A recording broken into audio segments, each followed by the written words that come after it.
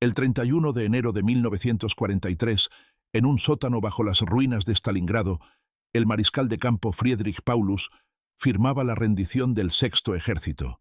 El ascenso a mariscal de campo había llegado horas antes. El mensaje de Hitler era claro. Ningún mariscal de campo alemán se había rendido jamás. Era una orden disfrazada de honor. De los 290.000 hombres cercados 11 semanas antes, quizás 90.000 permanecían vivos. Habían comido los caballos en diciembre. En enero, hervían botas de cuero. Paulus firmó con mano temblorosa, no por miedo sino por agotamiento y hambre. En ese sótano algo más grande se rendía, la creencia de que el retroceso era temporal, que los reveses podían revertirse.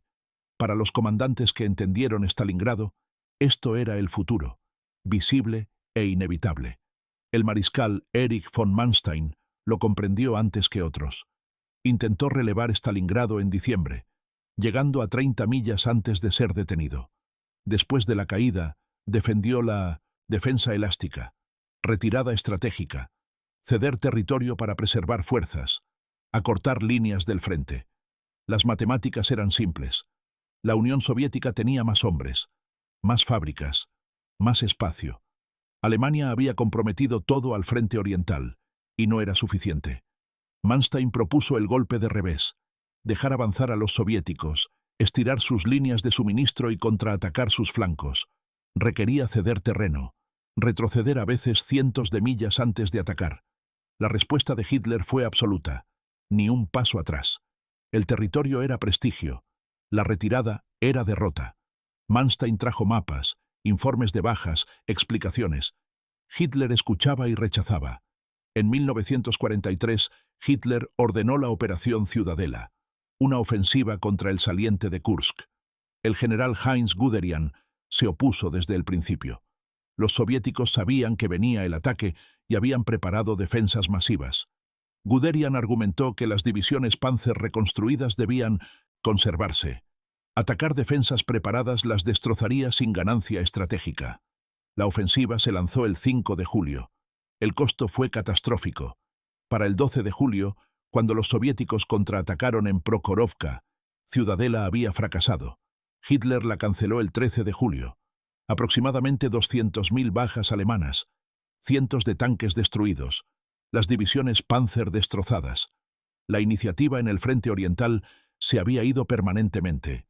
Hitler culpó a los comandantes por no presionar suficiente. Durante 1943 y 1944, el patrón se repitió. Ofensivas soviéticas rompían las líneas. Comandantes solicitaban retirarse. Hitler rechazaba. Las fuerzas eran destruidas. El frente colapsaba más lejos de lo que cualquier retirada planificada habría cedido. El mariscal Rommel observó esto desde el oeste. Para 1944, comandaba en el norte de Francia preparándose para la invasión aliada.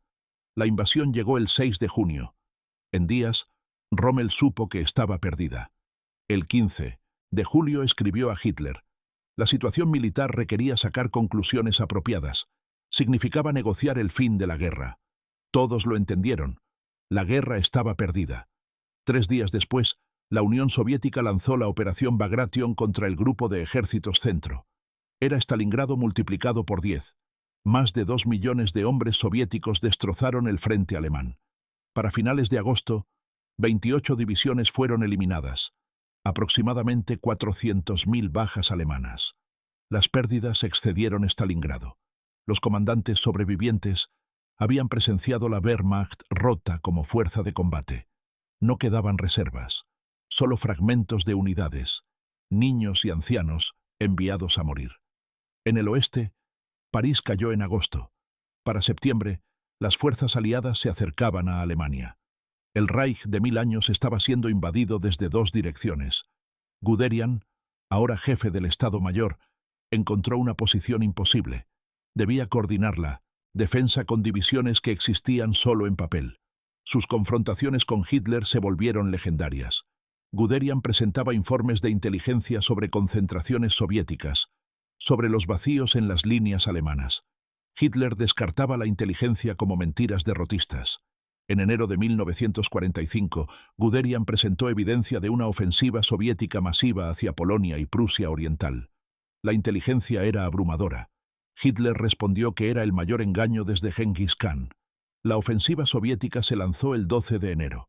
En días, las fuerzas alemanas en Polonia estaban en retirada total.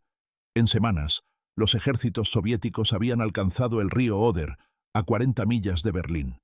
Guderian intentó en febrero evacuar el bolsillo de Curlandia en Letonia, donde 26 divisiones estaban aisladas sin lograr nada. Esas divisiones podrían reforzar la defensa de Alemania. Cada general del Estado Mayor estuvo de acuerdo. Hitler rechazó. Guderian le dijo directamente que la guerra estaba perdida, que Alemania enfrentaba destrucción completa, que el único curso racional era buscar términos. Hitler lo relevó de su posición. Para marzo, Guderian había sido removido. En marzo, las fuerzas aliadas cruzaron el Rin. En abril, los ejércitos soviéticos cercaron Berlín. Hitler se suicidó el 30 de abril. El almirante Karl Dönitz heredó una Alemania que había dejado de existir como Estado funcional. El 7 de mayo de 1945, el general Alfred Jodl firmó la rendición incondicional. Los números contaban la historia. Aproximadamente 7.600.000 prisioneros de guerra alemanes, 5.300.000 militares alemanes muertos, millones más heridos o desaparecidos. La tragedia no fue solo que Alemania perdiera, sino que perdió lentamente, costosamente, destructivamente. Los comandantes que sobrevivieron contaron la misma historia. Habían sabido después de Stalingrado, otros después de Kursk, la mayoría después del verano de 1944. Sabían que la guerra estaba perdida, que el retroceso era permanente. Pero saber y actuar eran diferentes. La Wehrmacht era instrumento de Hitler. Decir la verdad significaba relevo del mando o ejecución. Los comandantes conocían la verdad pero no podían actuar. Podían ver el futuro, calcular las matemáticas de fuerzas declinantes. Sabían cómo terminaría. Luego regresaban y emitían órdenes para una línea defensiva más, porque el sistema no tenía mecanismo para reconocer la realidad. En el sótano de Stalingrado, Paulus firmó el primer reconocimiento. En Reims, Jodl firmó el último. Entre esas firmas yacieron 2 años y 3 meses de retroceso permanente, nunca llamado retroceso, de líneas defensivas que existían solo en mapas, de ejércitos que murieron porque la retirada estaba prohibida. Los comandantes sabían, la evidencia era abrumadora, pero el sistema valoraba el fanatismo sobre la racionalidad, la propaganda sobre la verdad. Lucharon retrocediendo hasta la rendición, incondicional. El retroceso solo fue reconocido como permanente cuando no quedaba lugar hacia donde retroceder.